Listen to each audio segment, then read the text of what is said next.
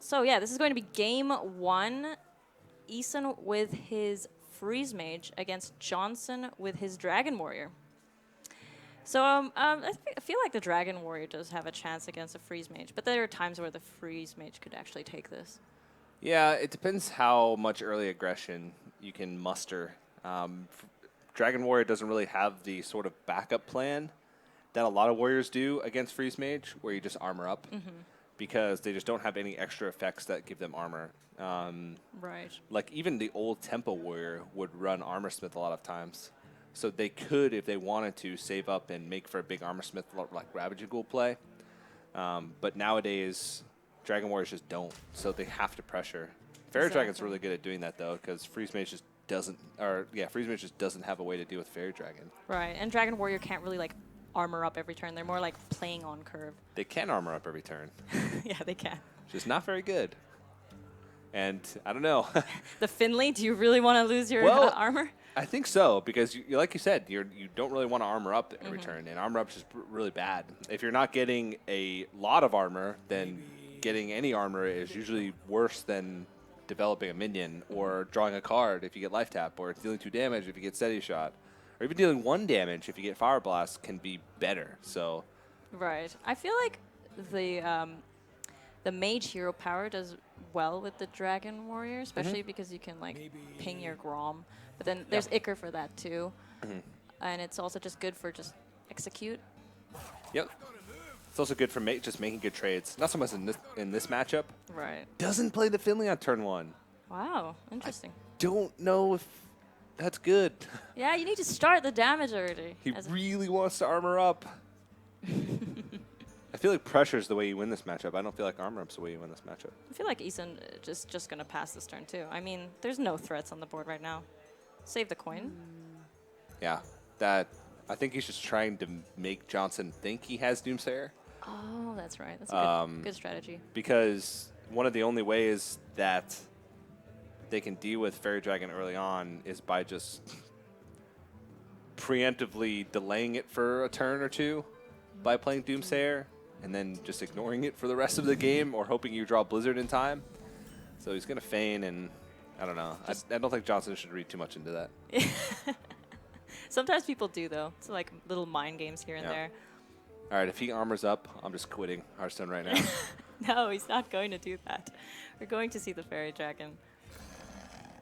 And may just have a hard time dealing with this. He's going to just take the 3 damage and like deal with it later. Oh, yeah, the loot order. That is the only way. And if he didn't have Ravaging Ghoul and would have had Ping as an option from Sir Finley, then that's right. he would be punished, but he won't be. Loot Hoarder is one of the only ways you can really challenge the Fairy Dragon. I agree, yeah.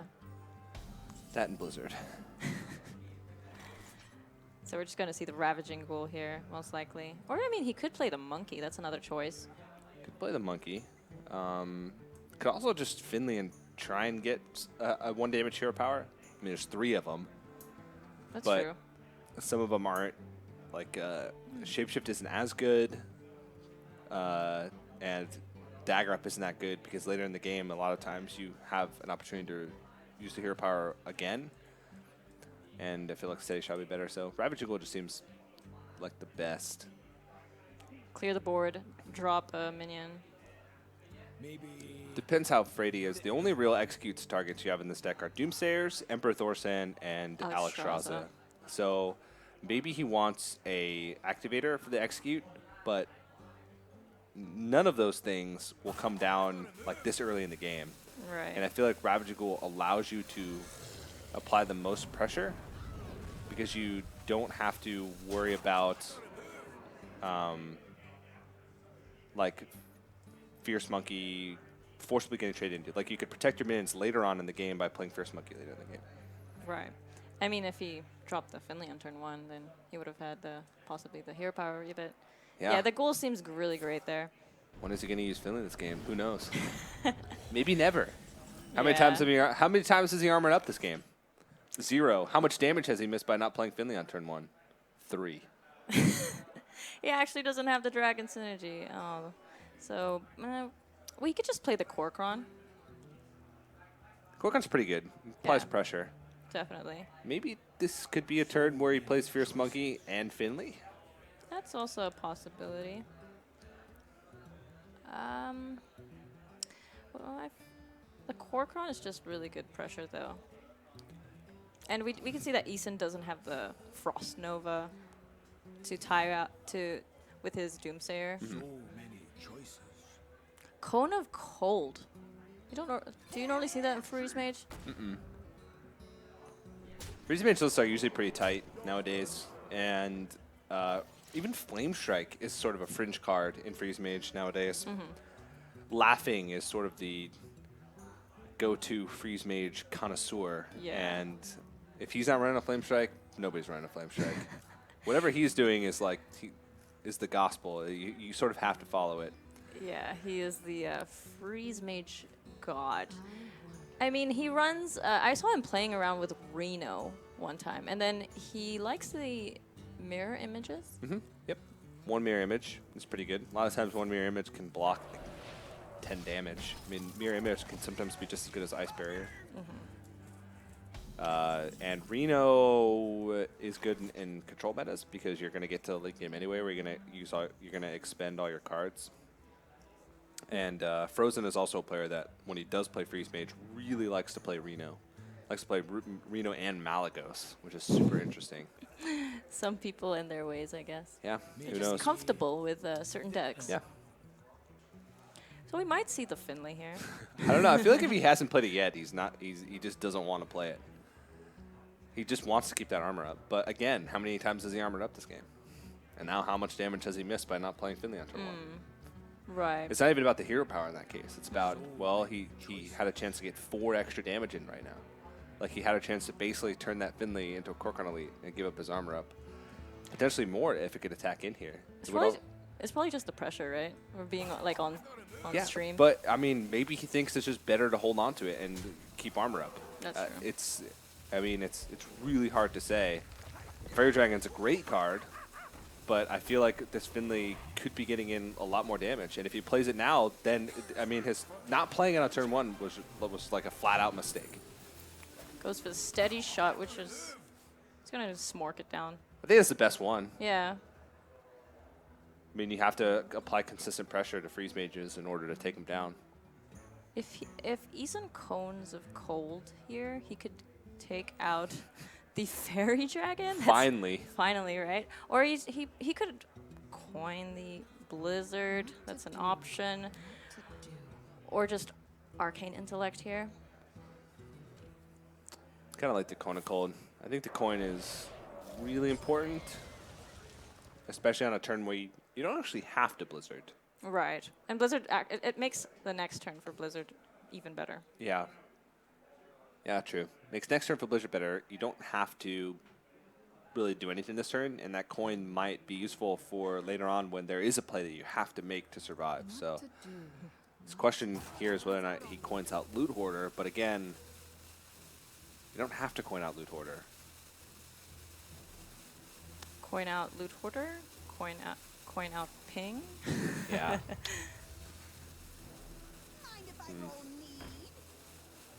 I guess it can test something on the board a little bit, but, well, Grom is, I mean, Bloodacre is pretty good because it activates Grom. Yeah, I think for this turn though, for Johnson, I think it's just gonna be the Guardian and Hero Power. You don't get the buff, the 3/6, but you need to play something. Sometimes the 2/6 just gets it done. Don't really need taunts against Freeze Mage, so forgo the hero power. Right. And just have to put, like, as a Dragon Warrior, you just have to put down whatever you have in your hand. And he's a hero power every turn. Yeah, get that damage in. Many choices. What do you think about new cards for the Dragon Warrior, like the Curator? And Curator's really good. right. It's not only good because of the fact that it has taunt. It's good because, one, Dragon Warriors don't really have 7-drops that they like to play. A lot of times on 7, they either Malk. play a 6-drop. Yeah, it sort of replaced Malkorok. Malkorok was very inconsistent. And the body wasn't very good for what Dragon Warrior wanted to do at that stage of the game. and that was sort of like reload and solidify their place on the board. Curator also gets some of the bad minions out of your deck. So if you haven't drawn on the family yet, it gets that out. It draws the Fierce Monkeys out and a Dragon out, which gets you closer to your big drops, and it makes it more likely that you have an 8-drop to follow up on turn 8 after the Curator. So Curator sort of fit Dragon Warrior perfectly, and I'm surprised people didn't realize it sooner, because it took about like 2 weeks before people were like, wow. As soon as I saw it, I was like, I'm going to try this. It looks great. You got like beasts, you got a Murloc, you got dragons. Seems to fit. Yeah, I So many choices. tried to make a weird combo deck with Arcane Giants. With dragon? With Dragon, yeah. You get the Curator, you get Alexstrasza, Jeweled Scarab, and Cold Light Oracle. There's your beast, the scarab. Yeah, because it's just 100% combo potential. If you haven't drawn your charge yet, Jeweled Scarab allows you to have an additional chance to pick up charge. So you play Arcane Giants and a bunch of removal spells, and if you haven't drawn your other combo pieces, you use the Cold Light Aura to get there. So Curator just like gets you close to everything, and also guarantees you get Alexstrasza. So you have 2 chances to draw Alexstrasza. You either draw Alexstrasza or the Curator, and so your combo becomes really consistent. So as long as you have enough removal to get through the early game, you always win. But that's the tough part. That's where they get you. Getting through that early game is actually a lot tougher than it seems with a Jeweled Scarab and a Cold Light Oracle in your deck. Right. Is that what you've been climbing with? No. That's what I've been falling with. Yeah, with everyone just playing Dragon Warrior, it's going to be a bit tough, huh?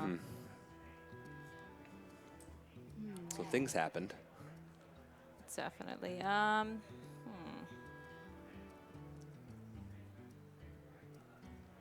We might... You could either like just get rid of this board and put down the Doomsayer, so it just like saves him a little bit of life. Yeah. Sets up the ice block.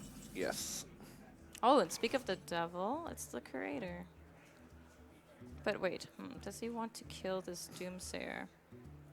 Is he really just going to... Okay, well, he has room to execute. And again, there's not really many execute targets in this deck, so you can afford to use them pretty liberally in the early game. Well, I guess it's not early game anymore, but you can afford to use them pretty liberally on Doomsayers to try and protect your board. He doesn't even have to use Blood to Ichor here as well to proc the execute, so this is going to be pretty good. Yeah, I like that. Draw more cards. Save the Ichor for the Grom. The menagerie is for guests only. Eason nods his head like, yep. He had it. Expected. I mean, most Dragon Warriors run this card now. Yeah, Chalky gave me a quote at the tournament that I cast with him playing last week, and he said, if you don't have the Curator in your Dragon Warrior deck, you're dumb. It's a verbatim, exact quote. I like the trade here with the Thalnos. You don't want to leave the spell damage up. It's a lot of gas Eason's picking up, though. Yeah, but still no Alexstrasza. I hope you like my invention. Yeah, he's got the burn, though. There's Acolyte of Pain. At this point, he just has to stall before his opponent pops his block. Yeah. Grom Ichor is a possibility here, but it's not going to pop the block just yet. Or is he going to save it? Still no Dragon's Energy. He hasn't tested for Ice Barrier yet, so he doesn't actually know if it's True. Ice Barrier or Ice Block. I feel like Grom plus Blood Decker is good if you know that it's Ice Block, because then it puts them down to 4, and you can just hero power down there. You never have to check for Ice Barrier after that, or you never have to attack into an Ice Barrier after that. But since he doesn't know that if it's Ice Barrier, all of a sudden, if he Grom Blood Deckers into an Ice Barrier, then he's effectively only dealing 2 damage, and he's a lot more vulnerable if Eason did have a way to sort of clear the board over the course of a couple turns. So, oh, sorry, 5. He's going to put him at 5. You know, he's rewarded for this play because last turn, right, he attacked into the Doomsayer with his 1/1 and traded into the Blood Mage, so he never tested whether or not to see if it was Ice Barrier. Right. So a little bit of a risky play, but I think it's at this point he sort of needs to. Eason can actually now stall for another turn before the ice block gets popped. Yeah. But he also needs to make sure that he's also attempting to set up for a lethal opportunity. Yeah, and he doesn't have Alex Strasza yet, Yeah. or another ice block. So unless he draws another ice block here, he has to start thinking, I will need to kill my opponent without ice block. Right. So I have to start like putting more Roaring Torches in my deck by just like using Forgotten Torch at face. And it looks like he's just going to try and buy as much time as possible and not use the burn spells yet. But this block isn't going to last very long, and that's going to be a block pop. Yep. So yeah, Eason looks like he's in trouble right now.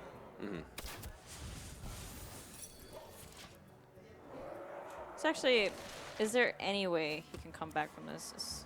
I don't think so. No. There's not. Yeah. No Doomsayers left, so he's pretty much never going to clear this board unless he does, like, right now, he Flame Strikes and trades in his whole board and pings or Frostbolts or something, and then he dies. So Yeah. I mean, the only thing that saves him for one extra turn is drawing into your ice block. But I mean, since Johnson has the Hunter hero power, it's just... he's doomed. a lot of burn. A lot of burn. Yeah. Just unfortunately, he didn't get the right cards. Yeah. So Johnson's going to take game one, Dragon Warrior versus Freeze Mage, and I don't know, decent win for him. Right. So, what do you think they're gonna be playing next match? Don't know. I think I honestly am in the court of the best strategy in Conquest is just a random. Just because, like, you never want to have a pattern because then your opponent can mathematically determine what's the best deck to queue against you if you have a pattern. Right. So, and you have to win with all three decks anyway. So, Yeah. if you random, you have the best chance of winning because you don't have a pattern that's able to be recognized. I know there's some people out there that talk about the pick order a lot, but I hate talking about Conquest pick order. Some people spend a really long time thinking about it too, though. So I don't know. So what is Eason's rogue? It's really weird. So he runs double Mana Addict. Which Mana Addict is a card that probably most people haven't seen in a long time. It's the 2 mana 1/3 that every time you cast a spell on a turn, it gains 2 mana for that turn. Only that turn. 2 attack for that turn. Yeah. So it's sort of like questing adventure, Right. Except you're not banking on your questing adventures attacking in multiple turns. You're basically using them to sort of OTK. You're getting all the value out of them in a single turn. So you conceal your Mana Addicts and then basically go off in a single turn because it's actually more beneficial to do that than it would be to get a questing adventure that would only live for 1 turn anyway. Because the questing adventure only gains 1 attack per card, whereas a Mana Addict would gain 2 attack per card, given that it's a spell. So it was running old school Miracle Rogues back in the day. I remember Wreckful was when he used to be like an actual competitive player. You know, no shots fired at Wreckful. He doesn't spend enough time on it anymore. I heard he missed lethal. I'm sure everybody's missed lethal Yeah, at some point. It's just they give him like so much. They gave him a hard time because it was on like stream. Yeah. It's the worst place to actually miss lethal. Yeah. But he was one of the first to sort of play around with a Mana Addict Miracle style rogue. And so it's really cool to see that someone's trying to bring it back. Now that Questing Adventure Rogue is back, which was a thing back in the day. It was back in the day also? Yeah. Okay. A lot of times players will play Mana Addict and Questing Adventure because they didn't have tools at their disposal like they do nowadays. The Rogues lists aren't as tight. They didn't have a Tomb Pillager. They didn't have Shadow Strike. So they'd run like really weird lists to try and make up for the fact. Back then, Garrison Auctioneer was also 5 mana, so it was even stronger, it felt like. But it is a really weird rogue. We're not going to see it this time, though. It's going to be Mage versus Mage. Very different list, though. Freeze Mage for Eason and Tempo Mage for Johnson. Right. How do these mages differ, though? Do you know any specific cards? Well, you're talking about Johnson's from a normal Tempo Mage? Oh, sorry. I thought you... I got confused for a second. I thought you said Tempo Mage versus Tempo Mage, but No. yes, we know Eason has the Freeze Mage. Well, Johnson's list does differ from normal Tempo Mages. He runs Babbling Book as well as double Babbling Book and double Kabbalist Tome. Oh, So okay. it's a Bit very greedy. yeah, it's sort of a greedier, more control heavy list. He also has a little bit more top end. I think he runs Rag, and one Fire Lance Portal, one Flame Strike. Hey, Rag's great against Freeze Mage. Yeah, I think Tempo Mage is great against Freeze Mage. Period. As long as you have the right mindset going in, if you hold on to your Flame Waker for a really long time and go off on one single turn, Tempo Mage has more damage from hand than almost any other archetype or deck. So usually damage from hand is what beats Freeze Mage. Yeah, and like Freeze Mage don't really put out a lot of minions, so all Nope. that damage is mainly going face. Yep. So what do you think that the total damage is in a Tempo Mage? Did you ever count it all up? It's a lot. Like 30 and above? Oh, it's well above 30. I mean, if every single one of your damage spells that can go face goes face, Right. I mean, 6 from Arcane Missiles, 6 from Frostbolt. Forgotten Torch is 18. So right there, that's already 30. Fireballs, double Fireball, that makes it 42. That's a lot of. And then the Fire Lance Portal. not Fire the Lance five. Portal, if you run 2, then that's 52. Yeah. Then he's got the Rag to top it off, and Yeah. Yogg, of course, Yeah. and whatever Tome gives him. Yep. So 52, if all spells go face in a standard Tempo Mage list, would be exactly how much spells they have that could go face. I mean, yeah, you could take out Arcane Missiles if you want just spells that can just specifically target face, but that's only take away 6. That's still 46. So A lot of damage. So yeah, he's gonna put out the Sorcerer's Apprentice. And actually, next turn he could even draw for more cards, or just play the Flame Waker. yeah, I like drawing better in this matchup. Playing Flame Waker is just asking to get Frostbolt pinged, and one of the best cards that you can have in this matchup. Even if you have 2, I think holding on to it is better. Because he's not going to really develop anything on 4. He might develop a secret. That's true. Like, I do notice that the Tempo Mages sometimes just hold on to their goodies sometimes, and just like play them when they know they can deal a lot of damage. Like Johnson might feel like, well, I have 2 Flame Wakers. Might as well drop one now because it's going to be hard. But I think the might as well scenario is much better with Arcane Intellect because then it gives you much more options to work with in the future. I think Coin should most likely be held onto for Rag since Rag is also win condition. And Yeah, so he's gonna do just that and see what he picks up.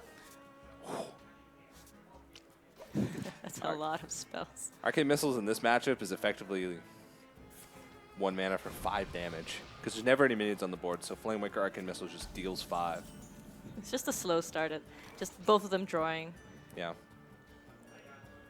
So now actually he could coin out the Azure Drake. Would you do that or Nah, Yeah. I'd probably save Coin for Rag. I think maybe this turn just Flame Waker Arcane Missiles. Just deal the 5 while you can. Yeah, that's another option. And then next turn, if he doesn't deal with Flame Waker, you just can Azure Drake, or you probably can't Cabals to him because you won't have enough cards. And that's one thing that he has to note is that he's got to really keep track of his card count because he's got a lot of cards that just can't be used in this matchup. Yogg, usually you don't want to use Yogg. Yeah, I do like the. Oh, he's Oh, gonna wow. go with the coin Azure Drake. And if he went with that other line of play with the Flame Waker and Arcane Missiles, and then save the coin, like the coin would have been used later with the Flame Waker. Yeah.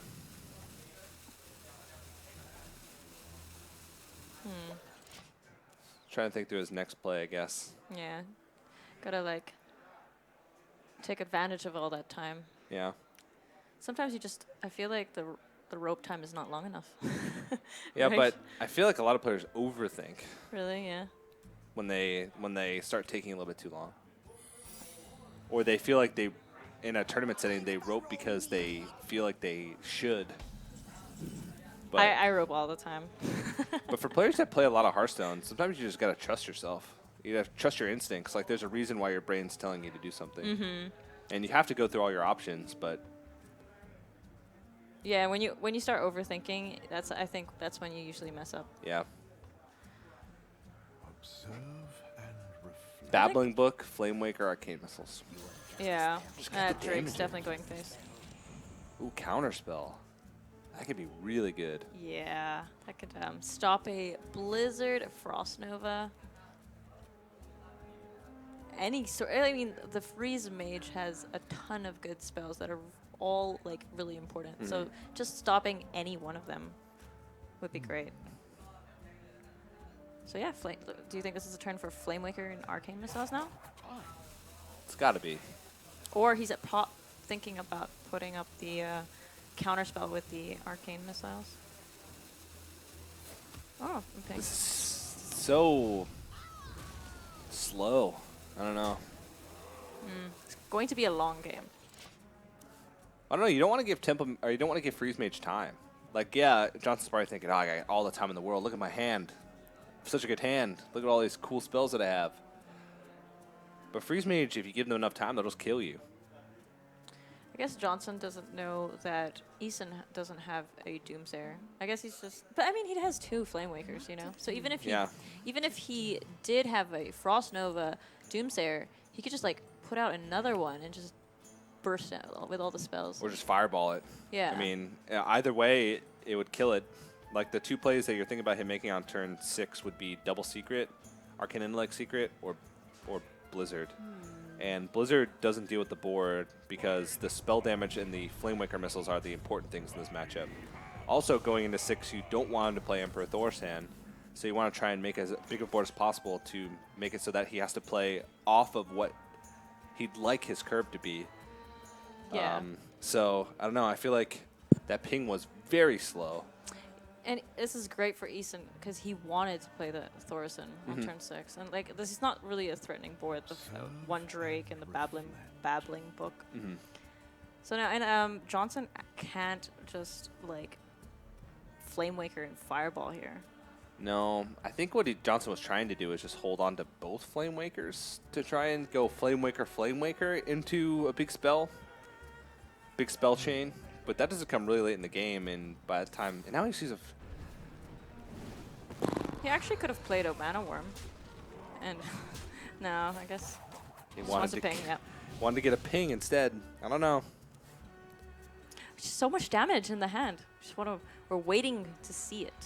We're waiting to see the fireworks. Yeah. I mean, he could have invested into damage at this point. Like, even though pinging in the face is a point of damage now, Mana Worm could be, you know, multiple points of damage over the course of the game as opposed to that. So, and it also could force Eason to play differently if he knew that. Now there's no more. Now that he doesn't have a fireball to take out this Doomsayer. There's no reliable way to do it. Yeah, it just seems like, he can't even tome. It's just too much spells in his hand. He has to. Does he really have to? Okay, he's gonna set up a counterspell. He's in a counterspell, but if I guess it's the only play that he has. But if Eason Alex draws it on 6 and then made a Doomsayer play on 7, he's probably using Alex draws on 8. So Right. he's not going to cast any spells anyway. But I mean, I guess if there's Doomsayer on the board that you're not confident that you can deal with, this is the only real play. And now if he Arcane Intellects, he's got a full hand, so unless he plays Mana Worm and just gives it up. Yeah, he probably has to play. Oh no. Yeah. So it looks like if he plays Mana Worm, he's going to Arcane Intellect. I think it's just a very awkward. I think he put himself in a very awkward turn.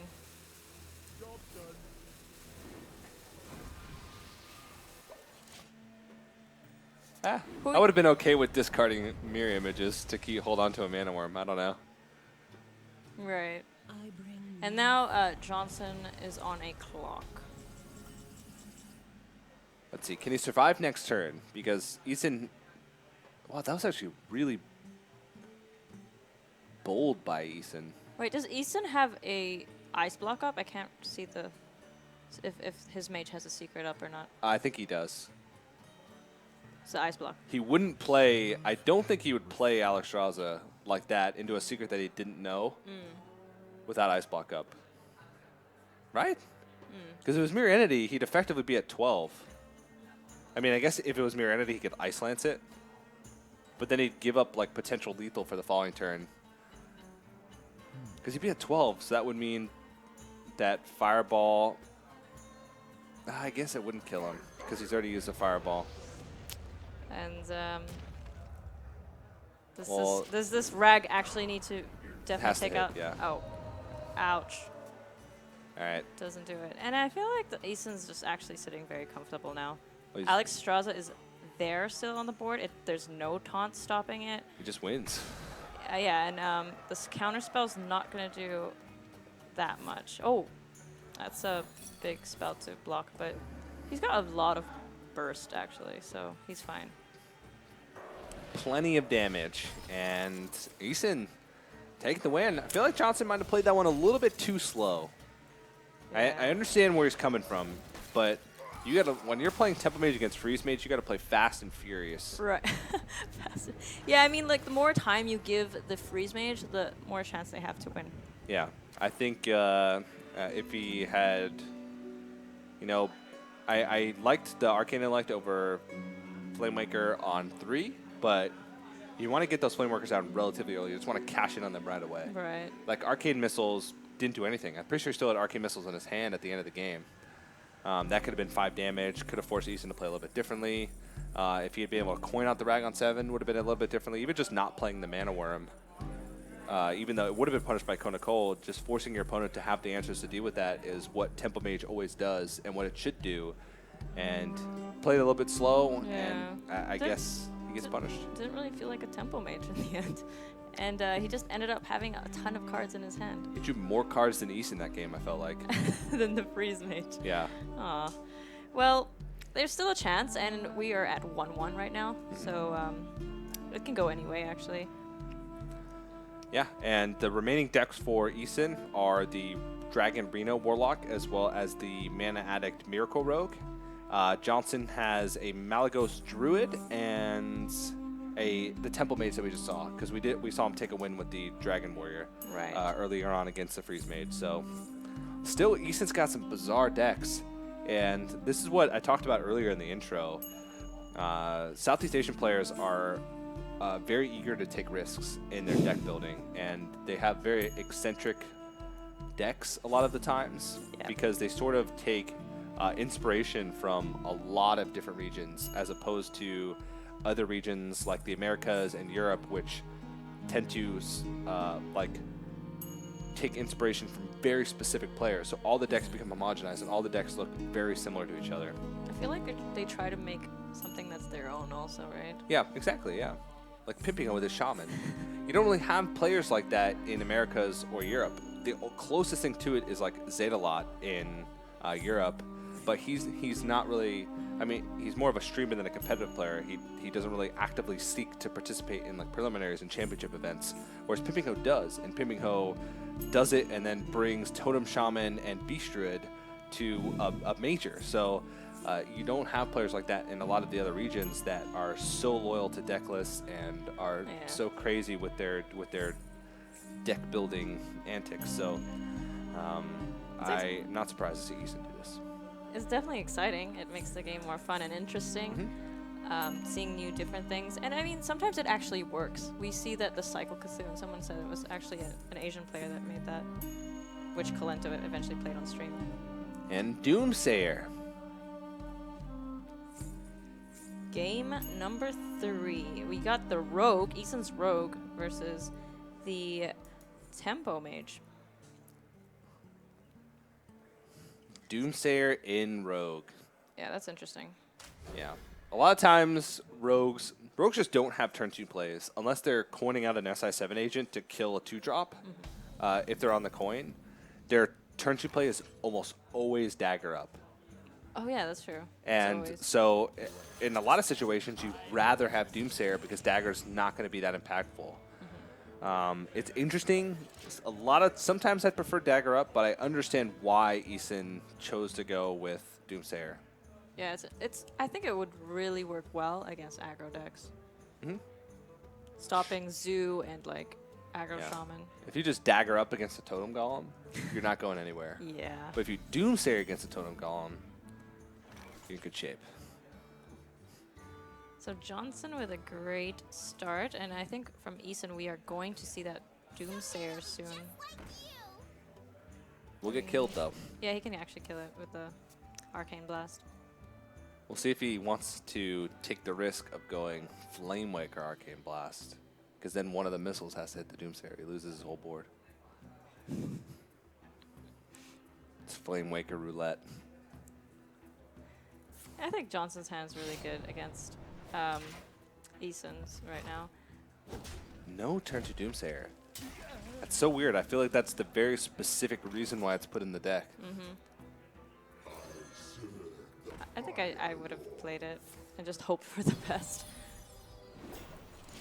And Wild Pyromancer. What is this? Yeah, it's very strange. Oh, he's going to conceal the Doomsayer. Oh my goodness. That That's is why he held on nuts. to it. But that feels like it's such a, not a waste of conceal, but it feels like it's such a weird use of conceal when the deck's win condition is to conceal a mana addict. But this this stops the Tempo Mage from doing anything this turn. So I mean, except for pushing a bunch of damage.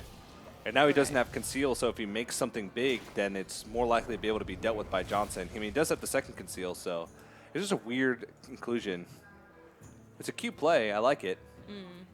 but will that 17 life be enough against a Tempo Mage? I mean, like we said earlier, Tempo Mages have a ton of burst. Oh, yeah. I think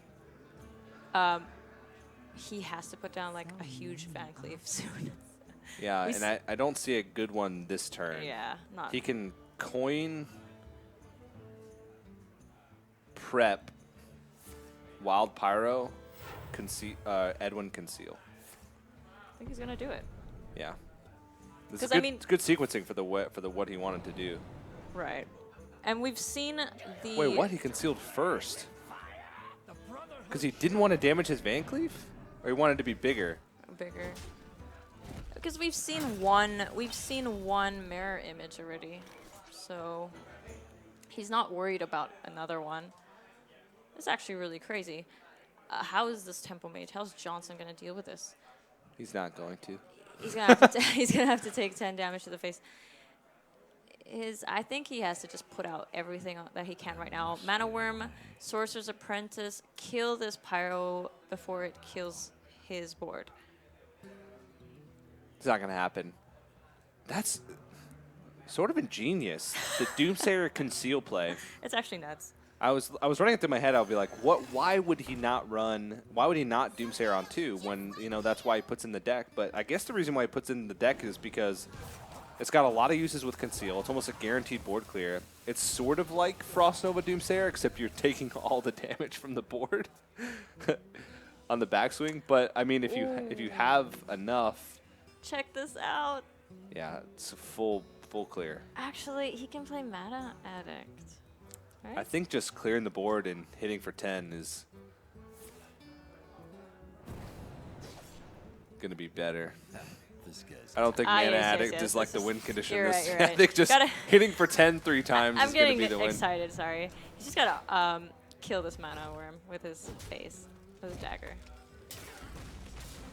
Oh, this is crazy. So, he can't deal with this Van Cleave. Let's just it's what I said earlier. He needs to make this Van Cleave, and he did do it on that turn, Yeah. actually. Turn 6, ping, pass. This is, what a crazy match, this Rogue. Yeah. I mean, that has to be This is gonna be a highlight. Yeah.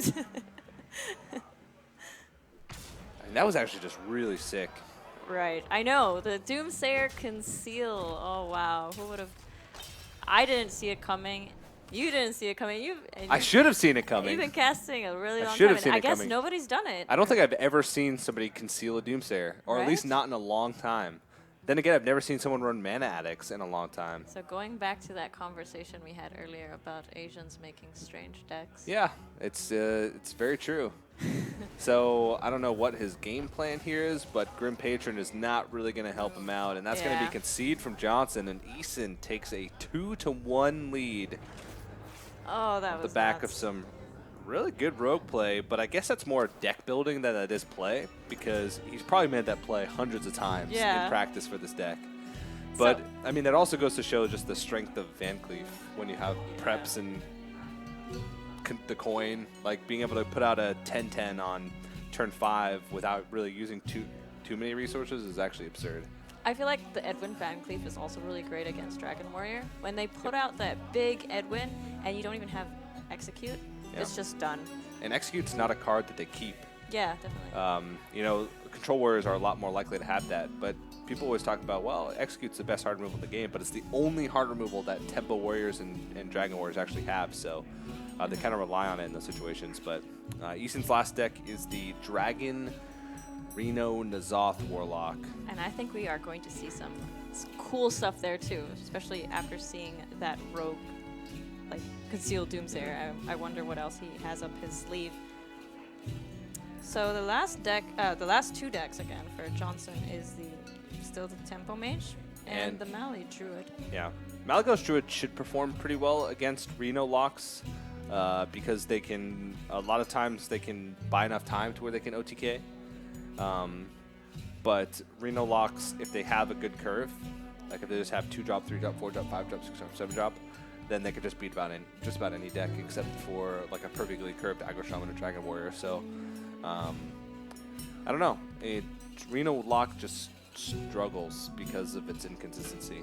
I've had a few matches with a Token Druid against, it was not Mali Druid, but a Token Druid against Reno lock, and I feel like it's kind of tough. Like, I found it kind of hard because they do have like a lot of clears to deal with your tokens, and then there's Twisting Nether. But I'm not sure entirely what this Dragon Reno would be like. So yeah, the Violet Teacher is sort of just like a secondary effect. A lot of times you just throw out your Violet Teacher just to say, here, like, deal with this. But then they have Malagos as a win condition. They have Arcane Giants as a win condition as well. But we're not going to see it yet. Or no, well, we're not going to see the Malagos Druid from Johnson yet. But Eason does have this deck as his only remaining one. He really likes Doomsayer. I'm pretty sure all of his decks have Doomsayer. All 4 of them, including his Fatigue Warrior, have Doomsayer. MVP Doomsayer.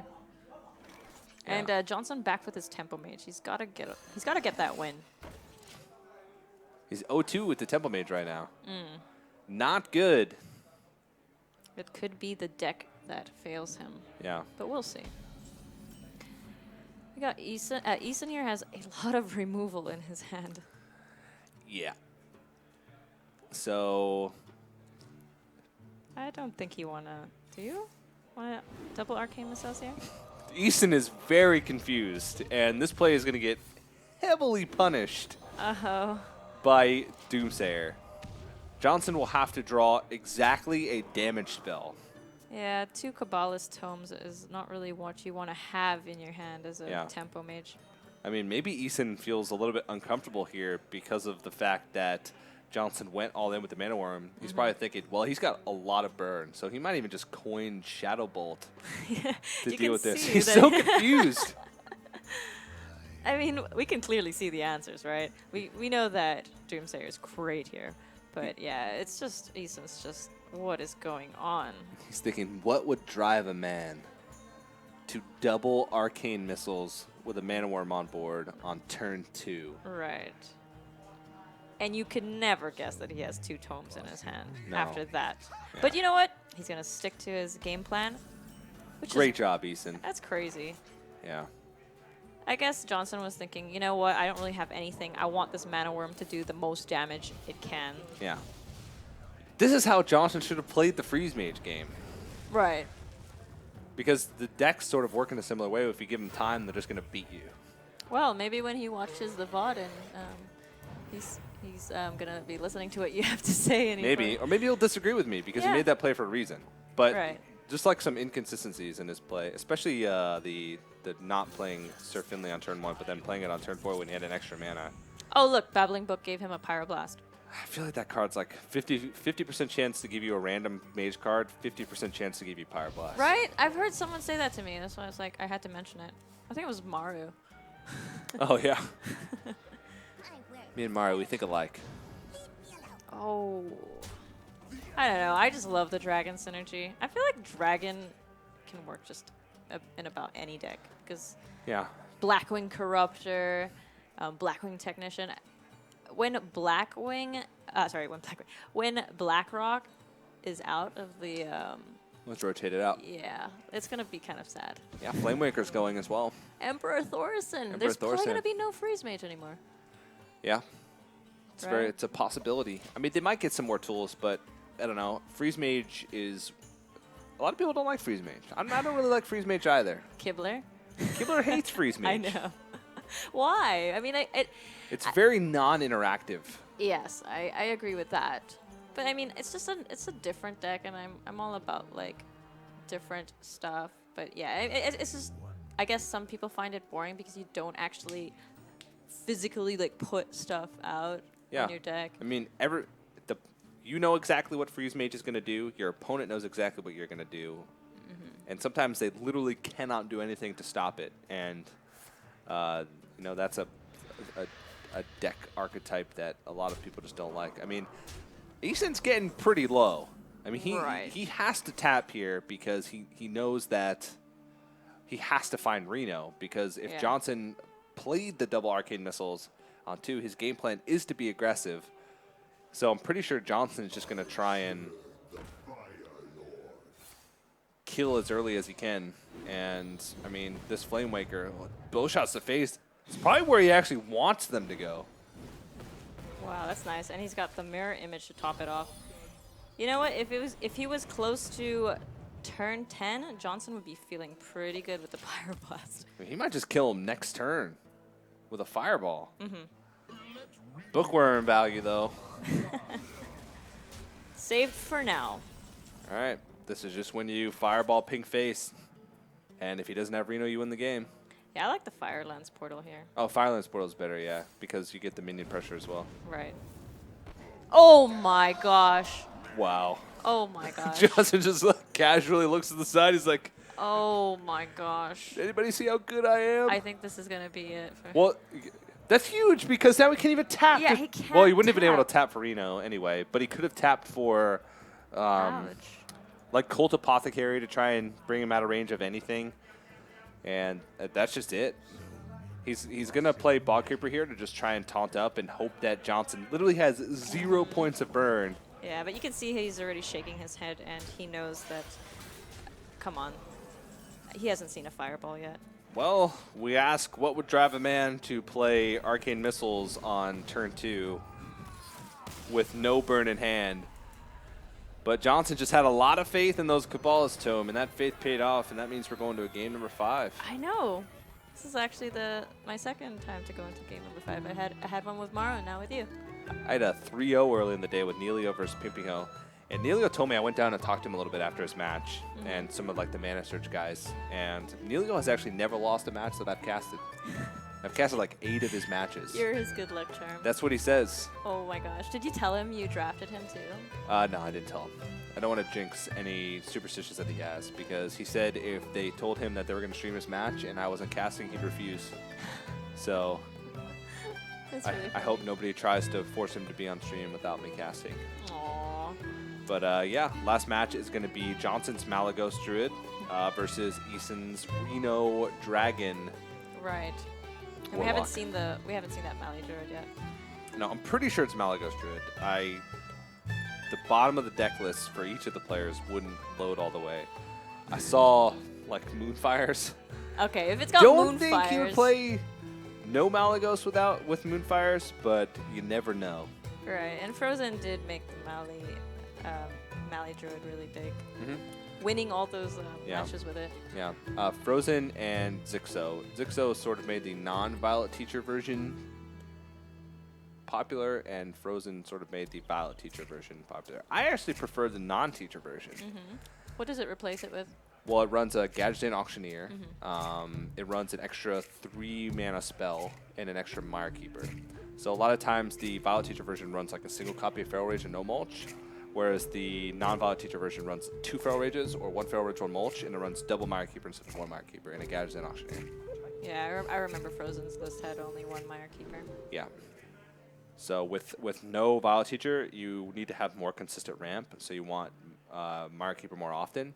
Because on 4, instead of just playing a Violet Teacher, you want to ramp to get to the Gaijin Auctioneer turn much quicker. So, all right, well, that's a pretty good opening hand for Johnson in a slow matchup. Yeah, I like the. I mean, it's how is Eason even going to deal with the Fandral? What card does a? Shadowbolt Mortal Coil Yeah, is the only way. it's gonna be tough for Eason then. Well, I don't know if Johnson's going to keep Fandral. If this is Malagos, you want to ramp and draw early. Get those innervates.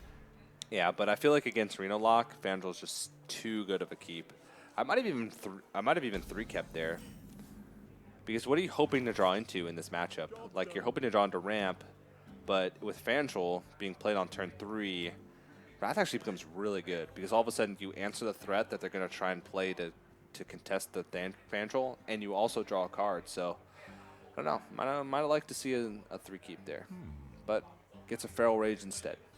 You said, and we know that this is a sort of dragon Reno, but we have some interesting cards here. We have look, N'Zoth. We have a N'Zoth Acidic Swamp Ooze, and the I guess the Panda Brewmaster is just for the Reno. For Reno, also N'Zoth in longer control matchups. Oh right.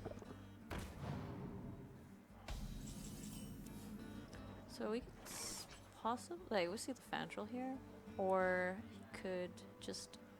I don't know if you Feral Rage this. It's not a good target to Feral Rage. There's not that many great targets to Feral Rage, though. I think what Johnson was hoping was that he didn't have a 2-drop that he was going to tap onto. And that's why he kept the Phantom in the first place. So this might make him change his plan because all of a sudden there are so many cards that answer this now. You know, just Shadowbolt, Demon Wrath. There's more than that. I'm missing cards. Even like Dark Peddler into Abusive Sergeant or Dark Peddler into like anything. But I guess there's about 3 or 4 cards that counter it, so he's just hoping that he doesn't have the second one. Yeah. And Eason might be forced to attack in Demon Wrath here, even though it's really inefficient. Leaving Fandral up for a full turn is too risky. I agree. He has to get rid of it with the Demon Wrath. And now Johnson's kind of stuck here with a bunch of spells, no minions. Well, so he's going to have to make a minion with the Power of the Wild. There's So that Moonfire. Yeah, Making an appearance. it's kind of a slow turn. Not really the best turn for Johnson there. Coin? Or just, okay. Contests against the Panther. It's just more spells. Oh no. Yeah, Oh. that hand's pretty rough. Yeah, he's actually thinking about swiping face and he just hero powering down this Panda. Yeah, I like that. It applies pressure. Your hand's really not telling you anything else. If you draw Malagos, you're in a pretty good spot because you have a bunch of damage from hand. I guess he didn't play the Imp Gang boss because of the swipe. It's possible. Maybe he just felt like he needed to hold another coin to get a 6-drop out this turn. Like being able to coin out Emperor Thorsan is a pretty big deal. Yeah, that's great. Yeah, we're going to see a lot of Eason's minions come out pretty soon. Johnson has a lot of spells to deal with this Emperor Thorsan, and he's probably most likely going to play the Yogg when the time comes. This is a Yogg game. He could swipe and Moonfire and Hero Power and then just innervate the Yogg next turn. Yeah, he could try and go all in with spells. All right. He could also just Feral Rage Hero Power down.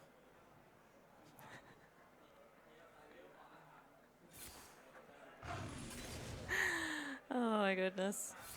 Sorry, we're just like hearing a bunch of random sounds. I hope everybody else is hearing that too. Yeah. All right, well, he decides to take a middle ground here with the Feral Rage. He could still innervate out Yogg next turn, and he could innervate. He could like Moonfire innervate Yogg if he really wanted to go for it. But I think Johnson doesn't want to play the Yogg yet because it could punish him pretty heavily. It's not like enough spells from Yogg to where it would be super impactful. A Yogg in that situation would effectively just be to draw cards. Yeah. You know what's really good against Yogg? Sylvanas. Yes. Of course, if you don't know the interaction, people at home, if any Yogg spells kills the Sylvanas in real time, your opponent will steal the Yogg, and the rest of the spells will be cast for him. I know. It's been it happened to me. It feels so bad. Yeah. I mean, sometimes it doesn't matter because there are some spells that are like side neutral. Like Doom. any targetable spell, Doom, Twisting Nether. Like whether or not Lightning Bolt is cast from your Yogg or his Yogg is completely irrelevant.